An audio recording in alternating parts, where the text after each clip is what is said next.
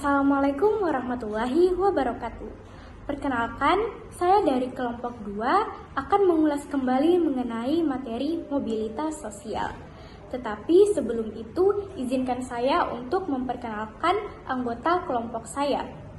Perkenalkan, saya Siti Narwastu Jurnaliza sebagai ketua kelompok. Adapun anggota saya yang pertama ialah Mufida An-Nasri, Andi Siti Nurfadillah, Kanza Khairani Aulia, Pramesta Kiranaya Putri Effendi, Nirvana Alina Fariza, dan Amira Afifah Haris. Kamu nanya mobilitas sosial itu apa? Mobilitas sosial itu berasal dari dua kata yang memiliki makna berbeda. Yang pertama mobilis yang diambil dari bahasa Latin yang artinya mudah dipindahkan atau bergerak dari satu tempat ke tempat yang lain. Yang kedua, sosial yang artinya seseorang atau kelompok di masyarakat. Jadi, mobilitas sosial ialah perpindahan status atau posisi sosial seseorang maupun kelompok dari satu lapisan sosial ke lapisan sosial yang lain. Bentuk mobilitas sosial terbagi menjadi 4. Yang pertama, mobilitas vertikal, kedua, mobilitas horizontal, 3, mobilitas antargenerasi, 4, mobilitas intragenerasi. Mobilitas sosial vertikal ke atas atau social climbing adalah perpindahan anggota masyarakat dari kelas rendah ke kelas yang lebih tinggi. Berikut adapun contoh-contoh mobilitas vertikal ke atas, yaitu A. Seorang pelajar lulus dari SD dan melanjutkan pendidikannya ke SMP. B. Orang tua yang tidak sekolah mampu menyekolahkan anaknya hingga menjadi profesor. C.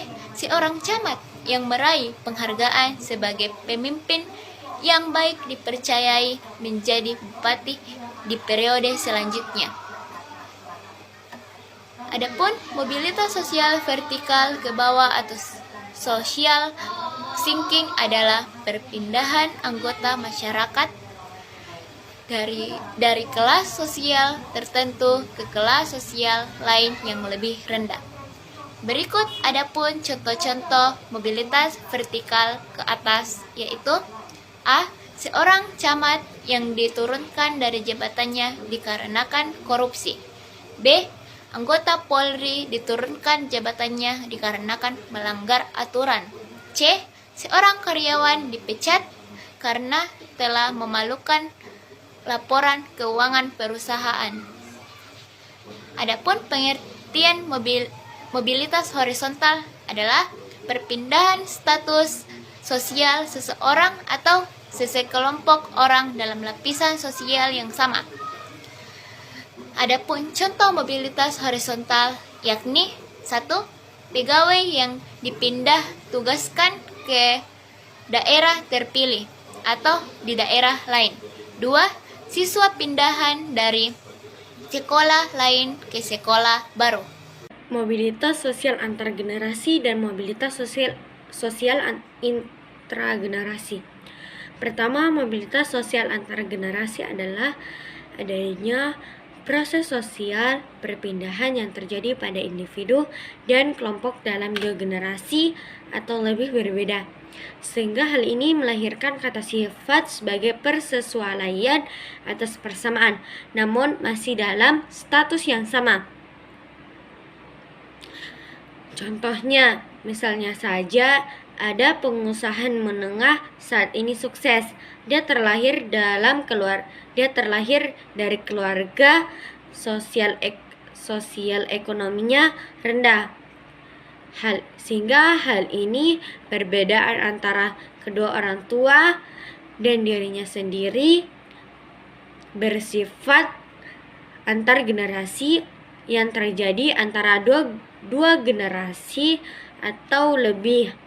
Mobilitas sosial intragenerasi adalah perpindahan kedudukan yang setara dalam kehidupan masyarakat, namun masih berkaitan dalam satu generasi yang sama, sehingga pada umumnya hal ini bisa terjadi dengan konsep naik maupun menurun. Contohnya, misalnya saja adanya perubahan status sosial ekonomi Ahmad dari masa mudanya yang miskin menjadi dewasa yang kaya raya.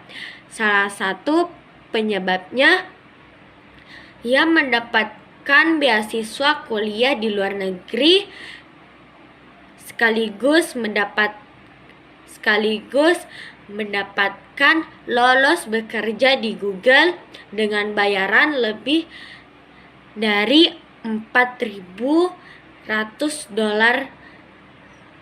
atau setara dengan 5.800.800.000. Poin selanjutnya ialah faktor pendorong mobilitas sosial. Di faktor pendorong mobilitas sosial ini mencakup 6 poin, mulai dari struktural, yang kedua individu, lalu status sosial, ekonomi, politik, hingga akses pendidikan. 2. Individu. Faktor ini terkait dengan kualitas individu dari segi sikap, pengetahuan, dan keterampilan. Manusia dilahirkan dalam status sosial yang dimiliki oleh orang tuanya. Apabila seseorang itu tidak puas dengan apa yang diwariskan, maka seseorang itu bisa berusaha untuk mencapai status sosial yang lebih tinggi.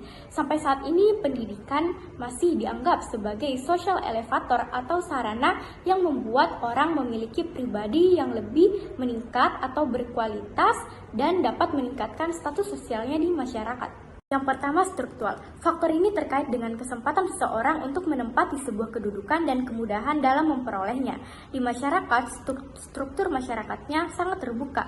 Jadi untuk menempati jabatan tinggi seperti manajer, bahkan presiden menjadi lebih besar. Namun di Indonesia, lapangan pekerjaan dengan jumlah penduduknya masih belum seimbang. Hal ini bisa menjadi penyebab individu maupun kelompok memiliki potensi mobilitas sosial yang turun.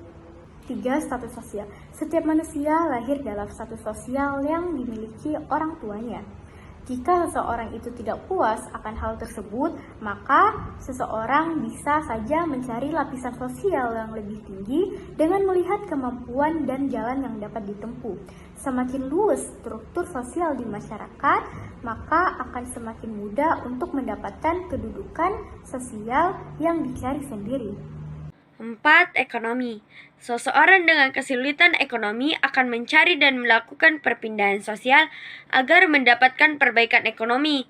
Seseorang yang hidup dalam kondisi sengsara, kesulitan ekonomi, dan miskin serta serba kekurangan dalam kebutuhan hidupnya, mereka akan berusaha mencari tempat lain serta pindah menuju ke tempat yang lebih baik atau tinggal di daerah lain. Secara sisiologis, mereka telah mengalami mobilitas. Faktor politik sangat bergantung pada situasi politik di suatu negara. Ketidakstabilan suatu negara mempengaruhi situasi keamanannya. Contohnya, perang antara elit politik Korea Utara telah mengakibatkan perpindahan warga Korea Utara ke Korea Selatan. Pendidikan menjadi faktor penting dalam mobilitas sosial karena pendidikan berperan sebagai batu loncatan menuju mobilitas sosial. Melalui pendidikan akan terjadi perubahan pola pikir, pengetahuan, keterampilan, dan sikap menuju ke arah yang lebih baik. Kemudian terjadi mobilitas sosial dari satu lapisan menuju lapisan sosial yang lebih tinggi. 1. Kemiskinan. Bagi masyarakat miskin, mencapai status sosial tertentu merupakan hal sangat sulit. Salah satu penyebab kemiskinan adalah pendidikan yang rendah. Masyarakat yang berpendidikan rendah berpengaruh terhadap kualitas sumber daya manusia. Akibatnya, tingkat kemudahan untuk mendapatkan pekerjaan terbatas. Hal ini menjadi hambatan dalam mobilitas sosial. Diskriminasi adalah membedakan perlakuan terhadap sesama karena alasan beda bangsa, suku, ras, agama, dan golongan. Pada masa penjajahan, terjadi diskriminasi pemerintah Hindia Belanda terhadap masyarakat keturunan Eropa dan masyarakat Indonesia. Dalam memperoleh pendidikan, masyarakat Indonesia disediakan sekolah yang kualitasnya berbeda dengan sekolah-sekolah untuk orang-orang Eropa. Hal ini dapat mengakibatkan konflik, juga dapat menghambat mobilitas sosial rakyat Indonesia. 3. Stereotip gender. Membeda-bedakan karakteristik serta posisi sosial laki-laki dan perempuan, seperti memiliki pandangan bahwa derajat laki-laki lebih tinggi daripada wanita, juga bisa menghambat mobilitas sosial. Perilaku seperti ini dapat menghalangi prestasi dan kesempatan untuk seseorang melakukan mobilitas agar status sosialnya meningkat. Saluran mobilitas sosial. Saluran mobilitas sosial memiliki 4 poin yang akan dibahas pada kali ini, mulai dari pendidikan, organisasi politik, organisasi ekonomi, hingga organisasi profesi. 1. Pendidikan. Pendidikan merupakan sarana yang membuka kemungkinan adanya sebuah mobilitas sosial. Berkat pendidikan, seseorang dapat meningkatkan status sosialnya. Seperti tujuan pendidikan pada umumnya, yaitu ingin memberikan kesamaan dasar pendidikan secara merata dan mengurangi perbedaan antara golongan yang tinggi dan golongan yang rendah. 2. Organisasi politik. Organisasi politik dapat memberi peluang besar bagi para anggotanya untuk mendapatkan kedudukan, jabatan, dan posisi pemimpin dalam masyarakat. Organisasi ini merupakan kelompok yang bergerak atau berkepentingan dalam proses politik dan ilmu kenegaraan. Organisasi ini merupakan bagian penting dalam suatu pembentukan tatanan sosial. Organisasi ekonomi. Organisasi ekonomi yaitu kelompok kerjasama antara orang-orang untuk mencapai tujuan di bidang ekonomi. Contohnya perusahaan, koperasi, dan badan-badan usaha. Organisasi ekonomi juga memberikan kesepakatan bagi setiap orang-orang untuk mewujudkan mobilitas sosial.